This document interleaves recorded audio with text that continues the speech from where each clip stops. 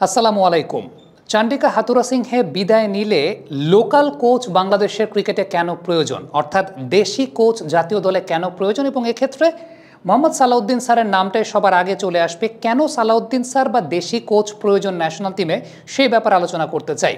প্রথম যে ব্যাপারটা সবচাইতে গুরুত্বপূর্ণ, সেই ব্যাপারটা হচ্ছে দেশি কোচ যদি থাকেন তাহলে সারা বছর মনিটরিং করতে পারবেন। এটা হচ্ছে আমাদের দেশের ক্রিকেটের সবচাইতে বড় ক্রাইসিসের জায়গা। খেয়াল করে দেখবেন, যে কোনো একটা বড় ইভেন্টের পর বিদেশি কোচিং স্টাফ ম্যাক্সিমামে ছুটিতে চলে যায়, আবার কোনো একটা সিরিজের আগে তারা আসেন। সো এই যে পুরো বছরব্যাপী একটা দেশের ক্রিকেট ইনফ্রাস্ট্রাকচার নিয়ে গবেষণা করা বা সেই দেশের ডোমেস্টিক ক্রিকেটের সম্পর্কে একটা প্রপার আন্ডারস্ট্যান্ডিংয়ের জায়গা, কিংবা সেই দেশের ডোমেস্টিক ক্রিকেটটাকে প্রপারলি ফলো করার জায়গা এবং প্রসেসটা সম্পর্কে জানা, এটা কিন্তু বিদেশি কোচদের আসলে থাকে না। কারণ বিদেশি কোচেরা শুধুমাত্র প্রফেশনালিজমের জায়গা থেকেই সত্যিকার অর্থে চিন্তা করেন। আমি এই ডায়েরিতে কতগুলো পয়েন্ট লিখেছি আসলে, যে দেশি কোচ থাকলে কি কি সুবিধা হতে পারে। নাম্বার ওয়ান সুবিধা যেটা আমি বললাম, যে সারা বছর পাওয়া যাবে, মনিটরিং করতে পারবেন, এবং শুধুমাত্র ন্যাশনাল টিমের ক্রিকেটার না, এন্টায়ার ক্রিকেটিং সিস্টেমটাকে মনিটর করতে পারবেন একজন দেশি কোচ যদি থাকেন। কারণ তার মধ্যে দেশপ্রেমের জায়গাটাও থাকবে, প্রফেশনালিজমের সঙ্গে সঙ্গে দেশীয় কোচ দেশপ্রেমের জায়গাটা অবশ্যই থাকবে। দুই নম্বর যে ব্যাপারটা, যে নতুন প্লেয়ারদের সম্পর্কে একটা স্বচ্ছ ধারণা থাকবে।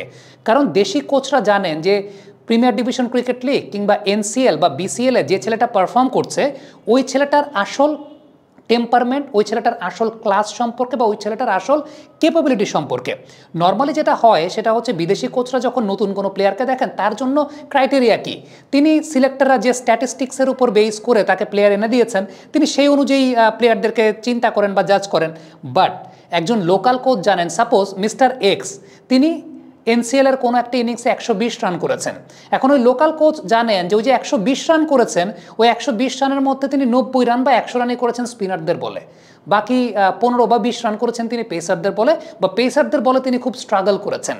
এনসিএল এই ঘটনা ঘটে, আমি এই কারণেই বলছি, আমি নাম মেনশন করছি না, এনসিএল এই ঘটনাটা ঘটে, যেটা বিদেশি কোচ জানেন না। বিদেশি কোচ হয়তো বা দেখছেন যে ওকে, এই প্লেয়ারটা 120 রান করেছে, সিলেক্টর আমাকে এনে দিয়েছে যে এনসিএল এই ছেলেটা 120 করেছে, তিনি হয়তো বা তাকে নিয়ে ওইভাবে প্ল্যান করা শুরু করেন। কিন্তু লোকাল কোচ জানবেন যে এই ছেলেটা 120 করেছে, কিন্তু ও তো 90 রান করেছে স্পিনারদের বলে, বা পার্টিকুলারলি ও বাঁহাতি ব্যাটসম্যান, ও 90 রান করেছে বাঁহাতি স্পিনারদের বলে।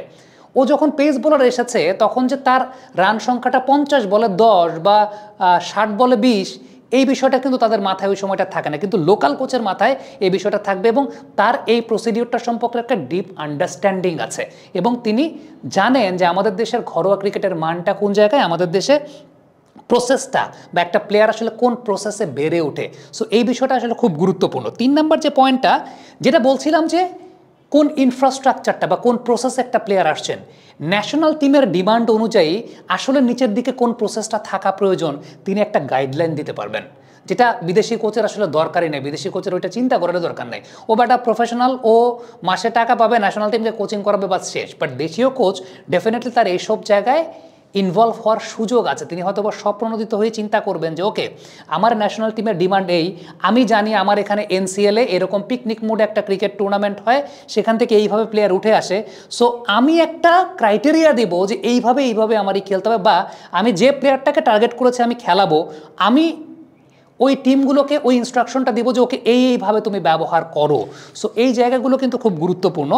আরেকটা ব্যাপার চিন্তা করুন, সেটা হচ্ছে যে দেশি কোচ থাকলে ন্যাশনাল টিম, এইচপি, এ টিম, বাংলাদেশ টাইগার্স, এর মধ্যে একটা সমন্বয় সাধন করতে পারবেন, যেটা বিদেশি কোচ, আবারও বলছি, বিদেশি কোচের ওই দরকারটাই নেই।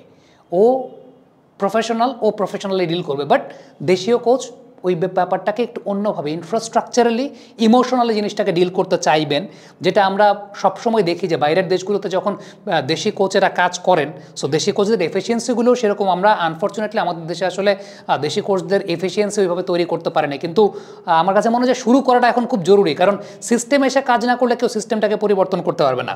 দেন ওই যেটা বলছিলাম, যে আরেকটা ব্রাঞ্চ অফ কোচেস রেডি করা, মানে ধরেন ঠিক এই মুহূর্তে মোহাম্মদ সালাউদ্দিন তার আন্ডারে, সাপোজ আমি ধরে নিচ্ছি, আমি বলছি না যে এরাই, মোহাম্মদ সালাউদ্দিন তার আন্ডারে রাজিন সালে ফিল্ডিং কোচ, তার আন্ডারে পেস বোলিং কোচ, ধরেন আপনি আরেকজন লোকালকে দিলেন, অথবা যিনি এখন আন্দ্রে অ্যাডামস আছে তিনিই থাকতে পারেন। কিন্তু আরেকটা টিম রেডি হবে যারা মোহাম্মদ সালাউদ্দিন দায়িত্ব ছাড়ার পর, মোহাম্মদ সালাউদ্দিন তো আর সারা জীবন কোচিং করাবেন না, হয়তো একটা নির্দিষ্ট টুর্নামেন্টের পর তাকে তিনি নিজেও চিন্তা করবেন ওকে আমি এখন আবার অন্য জায়গায় কাজ করি। সো আরেকটা ব্রাঞ্চ অফ কোচেস, আরেকটা টিম রেডি হবে, এটা একটা কন্টিনিউয়াস প্রসিডিউর থাকবে লোকাল কোচদের। Redmi 13 স্টাইল বানাই দুনিয়া কাঁপায়। যে ওকে এই যে আমি এখন ন্যাশনাল টিমে এসেছি, আমি ওপর থেকে আমি কিন্তু নিচে সব জায়গায় দেখতে পাচ্ছি।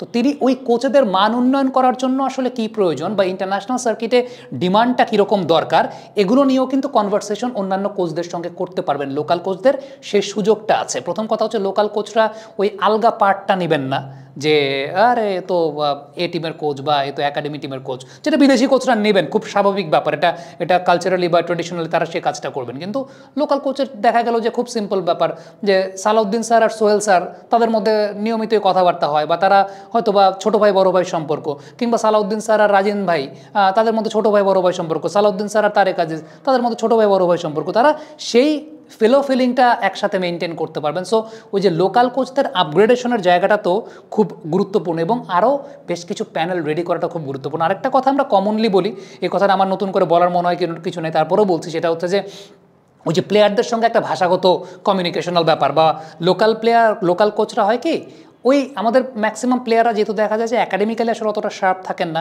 সো কমিউনিকেশনাল একটা ব্যারিয়ার তো অবশ্যই থাকে বিদেশি কোচদের সঙ্গে, সেই জায়গাটা হয়তো বা আরও ভালো মতো করা যায়। বাট এটা খুব কমন লজিক, এটা নিয়ে আমি আর কথা বলতে চাচ্ছি না। এখন সালাউদ্দিন স্যার যদি ন্যাশনাল টিমের কোচ হন তাহলে অসুবিধাটা কোন জায়গায়? এটা শুধু সালাউদ্দিন স্যার না, ধরেন সোহেল স্যার যদি ন্যাশনাল টিমের কোচ হলেন তাহলে অসুবিধাটা কোন জায়গায়? একটা অসুবিধা আছে, সেই অসুবিধাটা হচ্ছে ধরেন জাকির হাসান, তিনি যখন ন্যাশনাল টিম থেকে বাদ পড়ছেন, এরপর মাস্কোতে সালাউদ্দিন স্যারের সঙ্গে একান্তে নিভৃতে গিয়ে কাজ করছেন, স্কিল ট্রেনিংটা করছেন। সালাউদ্দিন স্যারের উপর কিন্তু অনেক ছেলে, রুট লেভেলের অনেক ছেলে ডিপেন্ডেড। সো এই ছেলেগুলো সালাউদ্দিন স্যার যখন ন্যাশনাল টিমের কোচ হবেন, এই ছেলেগুলো সেটা আসলে পাবে না।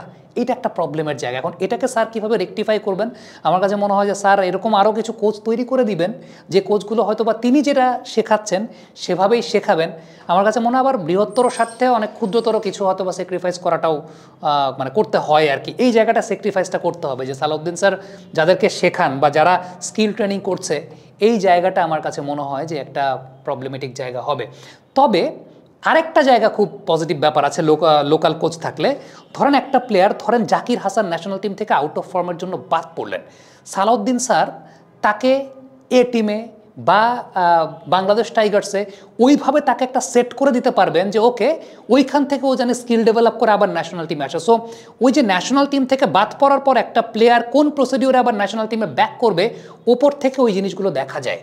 সো উনি সরাসরি হয়তো বা কাজ করতে পারবেন না, সরাসরি টেকনিক নিয়ে কাজ করতে পারবেন না ন্যাশনাল টিমের কোচ হয়ে গেলে, যে সমস্ত প্লেয়ার বাদ পড়বেন বা রুট লেভেলের প্লেয়ারদের সাথে, কিন্তু একটা সিস্টেম তিনি তৈরি করতে পারবেন, বা একটা সিস্টেম কন্টিনিউয়াস প্রসিডিওর তিনি মেনটেন করতে পারবেন, যেটা আমার কাছে মনে হয় যে খুব গুরুত্বপূর্ণ দেশের ক্রিকেটের জন্য।